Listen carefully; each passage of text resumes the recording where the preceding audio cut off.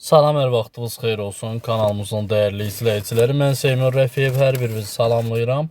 Bu günlərdə sizlər üçün monitorinq imtahanına hazırlaşan 4-cü sinif şagirdləri üçün növbəti sınaq suallarımızın izahını verəcəm. Riyaziyyat üzrə zəhmət olmasa kanalımıza abunə olun ki, hər video izahlardan xəbərdar olasınız. Monitorinqlərdə riyaziyyatdan hansı mövzular düşəcək, o üzrə daha çox üstünlük verəcəm suallarda. Bundan əlavə olaraq 26 mart tarixində bizim 3 və 4-cü sinif şagirdləri üçün milli qiymətləndirmə sınavımız olacaq. 4-cü sinif şagirdləri üçün Azərbaycan dilindən 3 mətn və 30 sual. Azərbaycan dili 3-cü sinif şagirdləri üçün 2 mətn, 20 sual olacaq. Riyaziyyatdan 4-cü sinif şagirdləri üçün tam proqramı əhatə edən 30 sual. Riyaziyyatdan isə 3-cü sinif şagirdləri üçün 20 sual olacaq. Monitorinq sınavında iştirak etmək istəyənlər 055 236 81 40 nömrəsinə yazaraq daha ətraflı məlumat əldə edə bilərsiniz. Keçək suallarımıza. İlk sualımız belədir ki, Aytən anadan olanda anasının 24 yaşı var idi. İndi Aytənlə anasının yaşları cəmi 68 olarsa, Aytənin neçə yaşı var? Buradan biz belə yazaq. Tam hissə modeli ilə yazacağım. Aytən, bir də ana. Aytən anadan olanda anasının 24 yaşı vardı. Yəni, ümumiyyətlə, Aytənlə anasının arasındakı yaş fərqi 24'dür. Buna 1 kvadrat yazsaq, anaya kvadrat plus 24 yazarıq. Və bu gün onların yaşları 68'dirsə, 68'dirsə, yaşları cəmi. Bu zaman toplayarıq 2 kvadrat plus 24 bərabərdir 68'ə. 2 kvadrat bərabərdir 68'dən 24 çıxsam 44. Kvadrat da bərabərdir 44'ü 2'dən kvadrata bölsək 22. Aytənə elə bir kvadrat demişdik yaşına. Aytənin 22 yaşı var. Əgər ananı istəsə 22'nin üstünə 24 də gələcək. Doğru cavab D variantında qeyd olunub. Keçək digər suala. 18 tam %60 manat pulun 2də 1 hissəsi hansı variantda göstərilmişdir? Biz bunu istəsək qəpiyə də çevirə bilərik. Ya da ki, birbaşa belə bölə bilərik. Tam hissəni 18'i 2də 1'i, yəni 2'yə böləcəyik 9 manat. 60'ı da 2'yə bölsək 30 qəpik.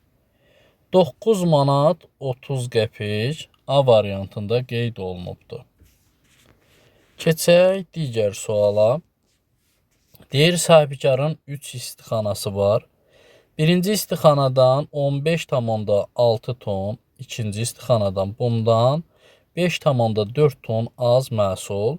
Üçüncü istixanadan isə bu iki istixanada yığılanın cəmi məhsuldan 12,7 ton az məhsul yığdı. 3 istixanada cəmi neçə ton məhsul yığıldı? Gəlin baxaq. Birinci istixanada 15,6. İkincidə 15,6'dan 5,4'ün çıxacam. Az deyir. İkincisində olacaq nə qədər? 10,2 ton. Üçüncüdə isə bu deməli deyir ki, bu iki istixanada yığılanın cəmindən 12,7 ton az. İlk olaraq 15,6'nın üzərinə 10,2'ni gələcəm və bundan da çıxacam 12,7'ni. Bu bizə verəcək 13,1 ton. Üçüncü oldu 13,1 ton. İndi bizə deyir, hər 3 istixana məlumdur. Ümumi istixanadan yığılan məhsulu istəyir. 15,6 üzərinə 10,2 üzərinə 13,1. Bu ümumilikdə cəmi bizə verəcək 38,9 ton. Doğru cavabımız olacaq A variantı. Keçək növbəti suala. Mağazada kiloqramı 2,45 manata düyü və 1,75 manata şəkər satılır.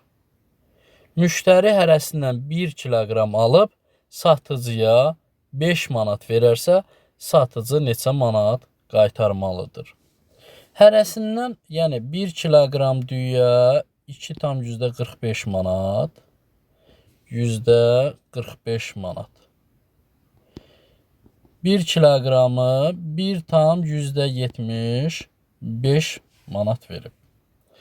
Və 5 manat satıcıya verərsə, satıcı ona nə qədər qaytarmalıdır? Biz bunu toplamalıyıq. Toplasaq 4,20 olacaq. Yəni 4 manat 20 qəpik.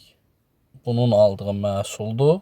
Qiymət 4,20-dir və 5 manatdan çıxacam 4,2-ni və yaxud 20-ni. 5 manatdan da 4,2-ni çıxsaq 0,8 düşür. Bunu da qəpiyə çevirsək, yəni 0,80 manat eləyəcək. Doğru cavabımız olacaq B variantı. Keçək növbəti suala. 5 nömrəli sualdır. 5 ədəd 20 qəpiklik və 4 ədəd 10 qəpikliyin cəmi neçə manatdır? Biz 5-i vurarıq 10-a, üzərinə 4-ü vurarıq. Deməli, 5-i vuracağıq 20-yə. 20 qəpiklikdən söhbət gedir. 5-i vurarıq 20-yə, 100 qəpik. 4-ü vuracağıq 10-a, 40 qəpik. Toplamda bu bizə verir 140 qəpik.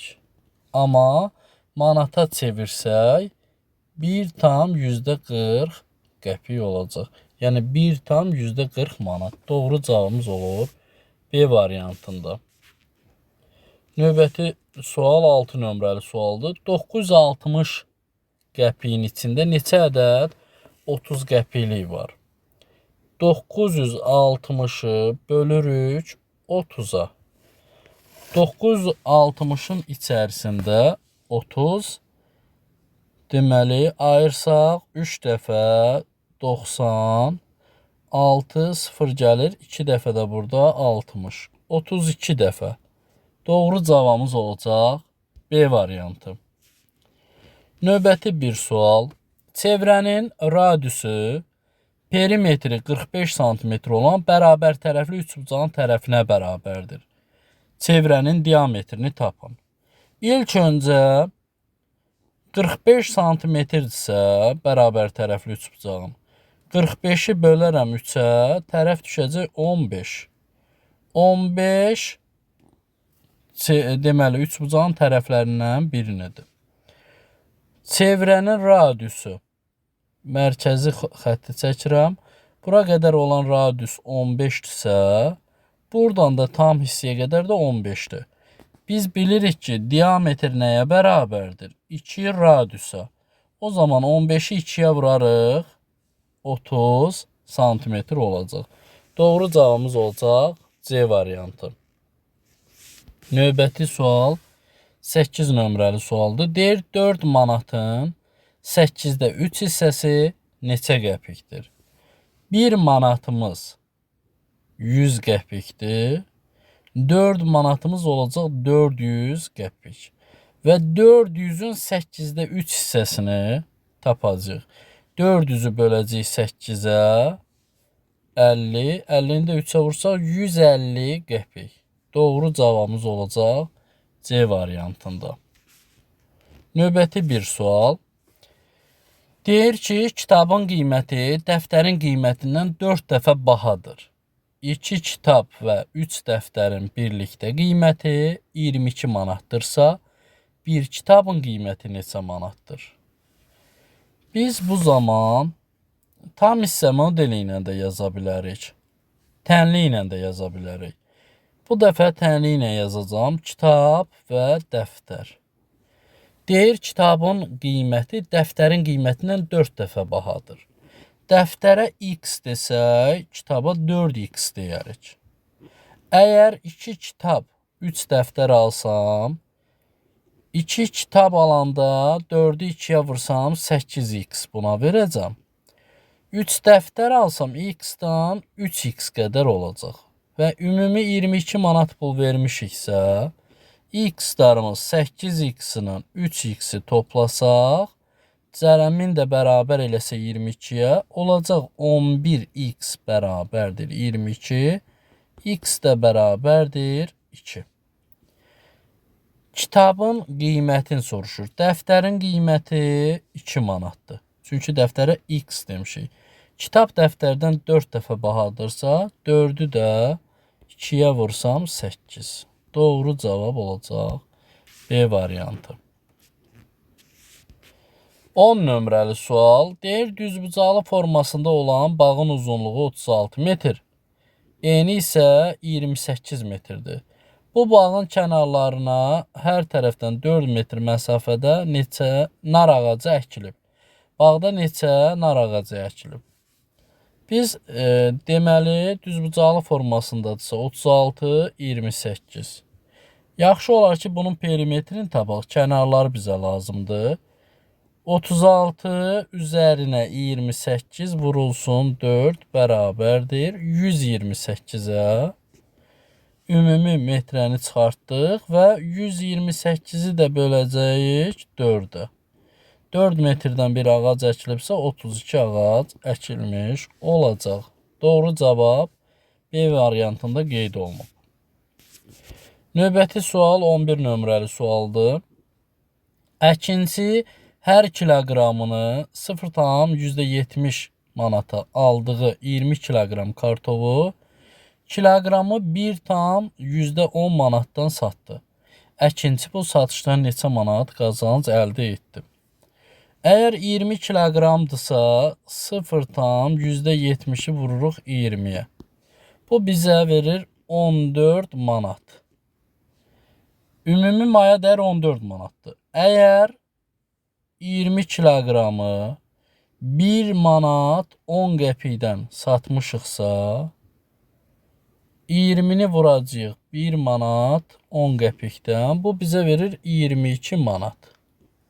Və ümumi olaraq 22 manatdan da maya dəyərimizi çıxırıq, 14'ü çıxırıq, yerdə qalır 8.